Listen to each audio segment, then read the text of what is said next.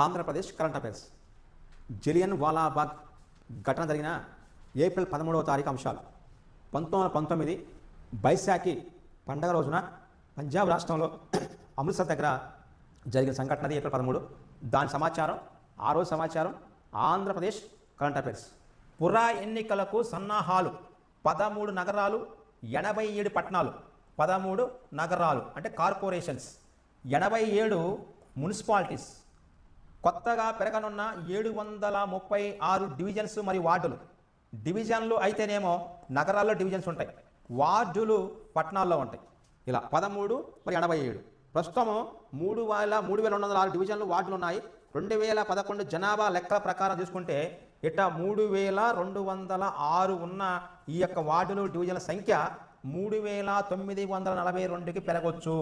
ఆ దీనిలోని 736 కొత్తగా వస్తాయి అనేది. రాష్ట్రంలోని 12 నగరపాలక సంస్థలు, 75 పురపాలక సంఘాలు, నగర పంచాయతీల్లో పాలక వర్గాల పదవీ కాలం ఈ ఏడాది మార్చి 17తో ముగిసిపోయింది.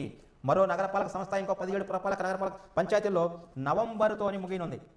అంటే ఆల్రెడీ మొన్న ముగిసినట్లో 13లో 12 మరియు 87లో 75 అవి ఆల్రెడీ ముగిసిపోయినాయి. తుదిపరి నవంబర్లోని మరొక కార్పొరేషను మరియు 12 నగర మరియు పురపాలక అవి మొత్తం కలిసి 87 అవుతుంది. అట్టా నవంబర్లో కొన్ని ముగింపుగా ఉంటాయి వాటి యొక్క పదవీ కాలము. ఆల్రెడీ మార్చి 17తోని 12 నగరపాలికలోని 75 మున్సిపాలిటీ ప్రాంతాల్లో పదవీ కాలము ముగిసిపోయింది ఆంధ్రప్రదేశ్ యొక్క. నెక్స్ట్, జనగణకు ఆటంకం కలిగిస్తే జైలు శిక్ష చేస్తామని గవర్నమెంట్ వాళ్ళు చెప్తున్నారు. ఆ వచ్చిన వాళ్ళని వచ్చి ప్రశ్నలు పిచ్చి పిచ్చి కలగడం, ఆ మాలిసి ప్రశ్న చెప్పడం. ఇంటి నెంబర్తో ప్రారంభమై ఫోన్ నెంబర్తో అంతమైంది. 1వ నెంబరు ఇంటి నెంబర్ స్టార్ట్ అయింది. దానిలో 33 అంశాలు ఉంటాయి. 33వ అంశంగా ఫోన్ నెంబర్, సెల్ ఫోన్ నెంబర్ని ఇవ్వాల్సి వచ్చింది అన్నమాట. అప్పుడు ఇంటి నెంబర్ నుంచి ఫోన్ నెంబర్ వరకు 33 అంశాలు ఉంటాయి. జనగణన చేసే అధికారుల విధులకు ఆటంకం కలిగిస్తే 3 ఏళ్ళు జైలు శిక్ష ఉంటుంది. 3 years వచ్చినప్పుడు వాళ్ళు అడుగుతా చెప్పడమే. మాకు జనగణన కోసం ఇళ్లపైన వేసిన నంబర్లు గుర్తును చెరిపివేయడం శిక్షార్హమైన నేరంగా పేర్కొన్నారు. జనగణనకు సహకరించాలని పౌరులను ప్రభుత్వం కోరింది. అంటే 2 దశల్లో రాష్ట్రంలో జనగణన జరుగుతుందంట. మొదటి దశలో ఏప్రిల్ నుంచి సెప్టెంబర్ వరకు మొదటి దశ ఉంటుంది. తర్వాత ఆ మొదటి దశలోని ఇళ్ల జాబితా తయారీ గృహగణన ఉంటుంది. ఏప్రిల్ 16 నుంచి 30 వరకు స్వీయ గణనకు అవకాశం ఉంది. 2వ దశలోని ఫిబ్రవరి 27 జనాభా గణన ఉంటుంది. సవరణకు 1 నెల 2027 మార్చి వరకు 5 తారీఖు ఉంటుంది. ఏప్రిల్ 1 నుంచి క్లోజ్ అయిపోతుంది ఆటోమేటిక్గా. అంటే 2026 ఏప్రిల్ నుంచి సెప్టెంబర్ మధ్య ఒక విడత, అక్కడి నుంచి జనాభా గణనకి 2027 ఫిబ్రవరిలోని 2వ విడత. ఈ యొక్క విడతలల్లా తేడా చేస్తే జైలుకే పోతారు 3 నెలలు 3 సంవత్సరాలు అని ప్రభుత్వం వారు హెచ్చరిస్తున్నారు. ప్రసంగిస్తున్న మండలి వెంకట కృష్ణారావు, వేదికపై పెద్దలు, సభకు హాజరైన లక్షలాది మంది జనాలు, పాత్రిత్రాలు. ప్రపంచ తెలుగు మహాసభలకు 51 సంవత్సరాలు, 51 years ప్రపంచ తెలుగు మహాసభలు. 1975లోని 1975లో అప్పుల్లోని హైదరాబాద్లో అట్టహాసంగా నిర్వహించారు. ప్రపంచ దేశాల ప్రతినిధులు మొత్తం ఒకే వేదిక పైన చేరారంట. 78 పుస్తకాలు ఆవిష్కరించారు. అప్పుడు ప్రథమ ప్రపంచ తెలుగు మహాసభలకు 51 ఏళ్ళు పూర్తయి 51 years అయింది. అయితే 1975 ఏప్రిల్ 12 నుంచి 1975లోని ఇదే సంవత్సరం ఇదే నెల ఏప్రిల్ 12 నుంచి 18 వరకు నిరాకంఠంగా హైదరాబాదులోని ఎల్బీ లాల్ బహదూర్ స్టేడియంలో వారం రోజుల పాటు మొదటి తెలుగు మహాసభలు ఉమ్మడి రాష్ట్ర ముఖ్యమంత్రి అప్పట్లోని జలగం వెంగళరావు నాయకత్వం జరిగింది. అంటే ఏ ముఖ్యమంత్రి సమయంలోని భారతదేశంలోని ప్రపంచ తెలుగు మహాసభలు నిర్వహించారు జలగం వెంగళరావు. అప్పటి విద్యా సాంస్కృతిక మంత్రి మండలి వెంకట కృష్ణారావు ఆధ్వర్యంలోని వైభవంగా ఏప్రిల్ 12 నుంచి 18 జరిగింది. అటంతా కలిసి 1975వ ఏడాదిని తెలుగు సాంస్కృతిక సంవత్సరంగా గుర్తించారు అప్పట్లో రాష్ట్ర ప్రభుత్వం వాళ్ళు. ఇలా భారతదేశంలోని ఇతర దేశాలు దాదాపు 16 దేశాల నుంచి, వాళ్ళ దేశంలో ఇతర ప్రాంతాల నుంచి కూడా జనం వచ్చారు. మొదటి తెలుగు మహాసభల్లో సాంస్కృతిక ప్రదర్శనల ద్వారా తెలుగు భాష గొప్పదనాన్ని కళ్ళకట్టారు. తెలుగు భాష చరిత్ర వివరించే 78 పుస్తకాలను ఇదే వేదిక పైన ఆవిష్కరించారు. అట ఈ మహాసభల పైన తెలుగు వాణి పేరుతోని తెలుగు, హిందీ, ఉర్దూ, ఆంగ్ల భాషలో ప్రత్యేక సంచికలు వచ్చినాయి. తెలుగు భాషకు మద్దతిస్తూ భారీ స్థాయిలో ఊరేగింపు సాయం జరిగింది. తెలుగు భాష సాహిత్యం చరిత్రకు సంబంధించి సుమారు 28 అంశాలపైన లోతైన చర్చ జరిగినాయి. 1972లో 1940 ఇప్పుడు 1975లో ఉన్నాం, 1975లో ఉన్నాం ఇప్పుడు మీటింగ్ తెలుగు. అయితే 1942 1942లో శంకరం బాడి సుందరాచార్య రచించినటువంటి మా తెలుగు తల్లికి మల్లెపువ్వు దండాన్ని టంగుటూరి సూర్యకుమారి సభలో ఆలపించారు. అంటే రాసిందేమో ఆ 1942లోని శంకరం బాడి సుందరాచారి మా తెలుగు తల్లికి మల్లెపువ్వు దండ. ఆ యొక్క శంకరం బాడి సుందరాచారి రాసిన మా తెలుగు తల్లికి మల్లెపూదండ గీతాన్ని టంగుటూరి సూర్యకుమారి ప్రపంచ తెలుగు మహాసభల్లోని 51 సంవత్సరాల కింద పాడింది. ఆ యొక్క తర్వాత దీన్ని ఆంధ్ర ప్రభుత్వం రాష్ట్ర గీతంగా అధికారికంగా ప్రకటించింది. అది అడిగిన ఎగ్జామ్లోని రాష్ట్ర గీతంగా 1975లో ప్రపంచ తెలుగు మహాసభల సందర్భంగా ఏ గీతాన్ని తీసుకున్నారు? మా తెలుగు తల్లికి మల్లెపూదండ. ఆ ప్రపంచ తెలుగు మహాసభలోని ఈ గీతాన్ని ఆలపించింది టంగుటూరి సూర్యకుమారి గారేమో ఆలపించారు, సుందరాచారి గారేమో రాశారు దాన్ని. నెక్స్ట్ తర్వాత 212 కిలోమీటర్ల పరిధిలోని పుణ్యస్థానాలకు ప్రణాళిక. తిరుమల తిరుపతి దేవస్థానం యొక్క నిధులు 750 కోట్లతోని రాష్ట్రంలో 5,000 భజన మందిరాలు. దేవాదాయ శాఖ మంత్రి ఆనం రాము నారాయణ రెడ్డి కుంభమేళా తరహాలోని గోదావరి పుష్కరాలు నిర్వహిస్తామని 10 కోట్ల మంది భక్తులు వస్తారని అంచనాతో ఈ రాష్ట్ర ప్రభుత్వం ఈ 2027 జూన్ 26 నుంచి జూలై 7 వరకు దాదాపుగా 12 రోజుల పాటు జరిగేటువంటి ఉత్సవాలు ఇవి. వీటిని 10 కోట్లతోని దాదాపుగా మన 212 కిలోమీటర్ల పరిధిలోని ఇక్కడ దాదాపు ఇది గోదావరి ప్రవహించే ఉమ్మడి గోదావరి జిల్లాలోని 212 కిలోమీటర్ల పరిధిలోని పుష్కర స్థానాలకు వసతులు కల్పిస్తామని ఆ తిరుమల తిరుపతి దేవస్థానానికి సంబంధించినటువంటి నిధులతోని వాళ్ళ యొక్క సహకారంతో వాళ్ళ సూచనలతోని ఆడ ఏ దేవస్థానం అన్నవరం దేవస్థానం, వాడపల్లి దేవస్థానాల వద్ద ఆలయ అభివృద్ధి కోసము కొన్ని పనులు చేపట్టారు. ఆ పనుల వల్ల వచ్చిన క్రమంలోని 212 కిలోమీటర్ల వరకు మేము దాన్ని ఫాలో చేస్తూ ఉంటున్నారు. దీనిలో మనకి వాడపల్లిలో ఉన్న దేవాలయం పేరు వెంకటేశ్వర స్వామి వాడపల్లి.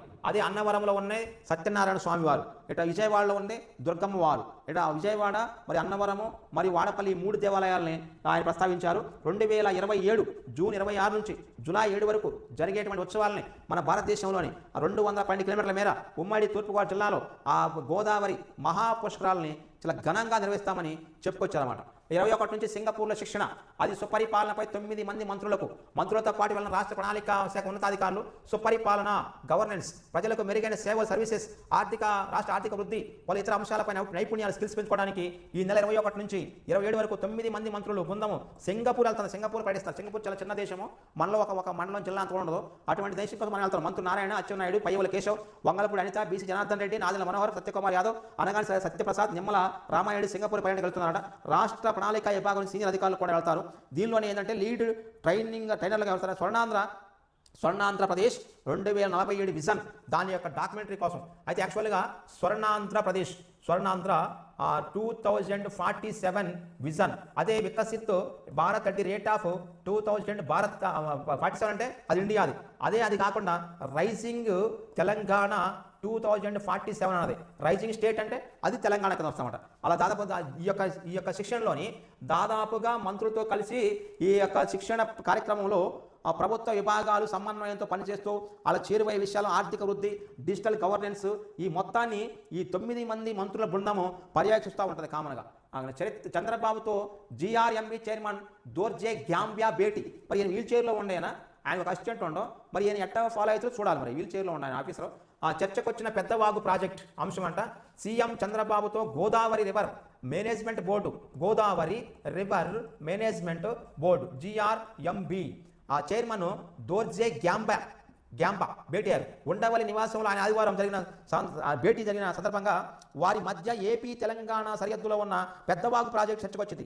ఈ ప్రాజెక్టు కట్టను బలోపేతం చేయడానికి తెలంగాణతో కలిసి పనిచేసేందుకు సిద్ధంగా ఉన్నామని చంద్రబాబు ఎందుకంటే మనం తెగిపోయింది ఆటోమేటిక్గా. ఇది తెగిపోవడం వల్ల చాలా ఇబ్బంది అయింది. అండ్ లోతట్టు ప్రాంతాలు మొత్తం పెద్దవాగు ప్రాజెక్టు కొట్టుకుపోయినాయి. ఇది యాక్చువల్గా ఉమ్మడి ఖమ్మం జిల్లా ప్రాంతంలో ఉంటుంది. ప్రస్తుతం భద్రాద్రి కొత్తగూడెం జిల్లాలో ఉన్న గోదావరి పరివాహక ప్రాంతంలో గోదావరికి ఉపనదిగా ఉన్న పెద్దవాగు పైన ఒక ప్రాజెక్ట్ కట్టారు అప్పట్లోని. ఆ పెద్దవాగు ప్రాజెక్ట్ అనేది 1 సంవత్సరం 2 సంవత్సరాల కింద వచ్చిన వరదల్లోని అతి భారీ వర్షం వల్ల ప్రాజెక్టు మొత్తం కొట్టుకుపోయింది. గేట్ మళ్ళీ బిగించారు ఆటోమేటిక్గా. కానీ అట్లా కొట్టుకుపోవడం, ఆ మేనేజ్మెంట్ లేకపోవడం వల్ల దాని నష్టపరిధి విషయంలోని 2 రాష్ట్రాలు సహకరించుకుంటాం. అది వాళ్ళ యొక్క ఆంధ్ర ప్రాంతానికి బదిలీ అయిన ఏలూరుపాడు మండలము, మరి ఈ తెలంగాణ ప్రాంతం భద్రాద్రి కొత్తగూడెంలో అశ్వారావు పేట అనే ఒక మండలంలో లొకేట్ అయిన ప్రాంతం అది. దాని యొక్క పరిపాలన, దాని యొక్క మేనేజ్మెంట్, దాని యొక్క అభివృద్ధి గురించి 2 రాష్ట్రాలతో మేము సహకరించుకుంటామని ఆ పెద్దవాగు ప్రాజెక్టు విషయంలోని దోర్జే గ్యాంబియాతో భేటీ ఆ విషయంలో ప్రస్తావించారు అక్కడ రాష్ట్రీయం. నెక్స్ట్ అమరావతిలో ఎస్ఆర్ఎం యూనివర్సిటీలో ఏర్పాటు చేసినటువంటి క్వాంటమ్ టెస్ట్ బెడ్ దేశంలోనే మొదటి స్వదేశీ క్వాంటమ్, ఇది దేశంలో మొట్టమొదటిది, ఇది దేశంలో మొట్టమొదటిది అటు స్వదేశీ క్వాంటమ్ కంప్యూటర్ టెస్టింగ్ రెఫరెన్స్ ఫెసిలిటీలు కృష్ణా జిల్లా గన్నవరంలోని మేధా టవర్స్ రాజధాని అమరావతిలోని ఎస్ఆర్ఎం విశ్వవిద్యాలయం ప్రారంభమయ్యాయి. అంటే యాక్చువల్గా గన్నవరంలోని మేధా టవర్స్ రాజధాని అమరావతిలోని ఎస్ఆర్ఎం విశ్వవిద్యాలయంలోని ప్రారంభం కానున్నాయి. ప్రపంచ క్వాంటమ్ దినోత్సవాన్ని పురస్కరించుకొని ఈ నెల ఏప్రిల్ 14వ తారీఖున 2 దినోత్సవాలు ఉంటాయి. ఒకటేమో డాక్టర్ బిఆర్ అంబేద్కర్ గారి యొక్క జయంతి ఉత్సవాలు ఉంటాయి. దాంతోపాటుగా ప్రపంచం యొక్క క్వాంటమ్ దినోత్సవం కూడా ఆ రోజు జరుపుకుంటారు. అట ఈ యొక్క దేశంలోనే క్వాంటమ్ బెస్ట్ రెఫరెన్స్ ఫెసిలిటీస్ కలిగినటువంటి తొలి రాష్ట్రంగా ఆంధ్రప్రదేశ్ అవతరిస్తుంది.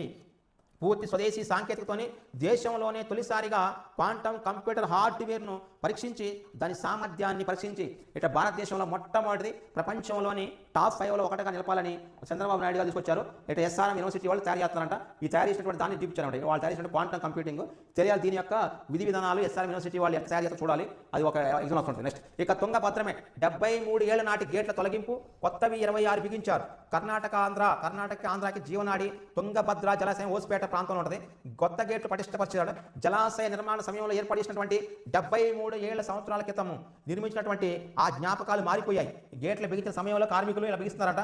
అయితే ఇక్కడ తుంగభద్ర అప్పట్లో హోస్పేటలోని తుంగభద్ర స్టీల్ పరిశ్రమలో తయారైన ఈ భారీ గేట్లను ముక్కలు చేసి తొలగించాల్సి వచ్చిందట. జలాశయానికి మొత్తం 33 గేట్లుంటే వాటిలో 26 గేట్లని కొత్తగా మార్చారు. 33 ఉంటే 33 గేట్లు తుంగభద్ర జలాశయానికి కర్ణాటకలో ఉన్న హోస్పేట ఇనుముయుకు కర్మాగారం నుంచి తెచ్చినటువంటి స్టీలు ఆ గేట్లని దాన్ని తొలగించేసి దాదాపు 73 సంవత్సరాల క్రితం చేసినటువంటి వాటిని దానిలో 26ని కొత్తగా నూతనంగా ఏర్పాటు చేశారు. పాత తొలగించేసి కొత్త చేశారు. దాని అనమాట తుంగభద్ర నది యొక్క విషయంలో ఈసారి గేట్ల విషయంలో పర్ఫెక్ట్ 2 రాష్ట్రాలు కలిసి అంతకుముందు వచ్చినటువంటి కృష్ణా నది ఆ పరివాహక ప్రాంతంలో వచ్చిన వరదల వల్ల తుంగభద్ర గేట్ కొట్టుకుపోయింది. తుంగభద్ర అనేది కృష్ణా పరివాహక ప్రాంతంలో ఉన్న ఒక ఉపనది. తుంగభద్ర నది తుంగ ప్లస్ భద్ర 2 కలుస్తాయి అన్నమాట. నెక్స్ట్ ఇక అయితే 22 గేట్ల ట్రయల్ రన్ కూడా వేశారు. మిగిలిన 7 పనులు వేగంగా జరుగుతున్నాయి. కేవలం 3 నెలల్లో మేజర్ పనులు పూర్తి చేయడం ఉన్నతాధికారులు డ్యామ్ ఇంజనీర్లు మంచి నడుము పట్టుబట్టారంట. 2024 ఆగస్టు 10న వచ్చిన అర్ధరాత్రిలోని తుంగభద్ర నది చరిత్రలోని ఒక కాలరాత్రి ఆనాటి వరద ఉధృతికి 40 టన్నుల బరువు ఉన్న 19వ గేటు కొట్టుకుపోయింది. ఆ ఘటనలోని ఆంధ్ర కర్ణాటక రైతులు ప్రతినిధులు ఇంజనీర్లు మొత్తం ఆందోళన చెందారు. మొత్తం గేటు మొత్తం కొట్టుకుపోయింది కదా, మరి ఆ గేటు కొట్టుకుపోతే ఉంటుందో అని అనుకున్నారు. మరి ఇప్పుడు వచ్చేటువంటి ఖరీఫ్ సీజన్ కల్లా మంచిగా వాటర్ ఇవ్వాలి, గేటు బిగించని పట్టుబట్టారు. ఆ పట్టు ప్రకారమే 2024 ఆగస్టు 10వ తారీఖున కొట్టుకుపోయిన ఆ గేట్లని మళ్ళీ 19వ గేట్ని బిగిస్తున్నారు. అంటే ఎన్నో గేటు కొట్టుకుపోయింది అంటే 19వ గేటు కొట్టుకుపోయింది. ఆ గేటు ఒకటి కొట్టుకుపోయాక 19 కొట్టుకుపోయాక మిగతా గేట్లు కూడా దాదాపు 26 గేట్లకు పైగా మళ్ళీ జలాశయాలు 33 గేట్లు ఉంటే దాన్ని పూర్తి స్థాయిలోని నిర్మించడానికి ప్రయత్నిస్తూ ఉన్నారు. నెక్స్ట్ ఇది ఆంధ్రప్రదేశ్కి సంబంధించిన కరెంట్ అఫైర్స్. వీటిని ఎస్ఆర్ ఆన్లైన్ అకాడమీని పూర్తి స్థాయిలో వీక్షించి దానిలో ఉన్న పూర్తి సమాచారాన్ని మీరు ఎగ్జామినేషన్గా వాడుకుంటారని ఆశిస్తున్నాం. ఎక్కువ మందికి షేర్ చేయండి, సబ్స్క్రైబ్ చేయండి, లైక్ చేయండి. లైక్ చేయడం వల్ల ఎక్కువ మంది షేర్ అవుతూ ఉంటుంది ఎస్ఆర్ ఆన్లైన్ అకాడమీ.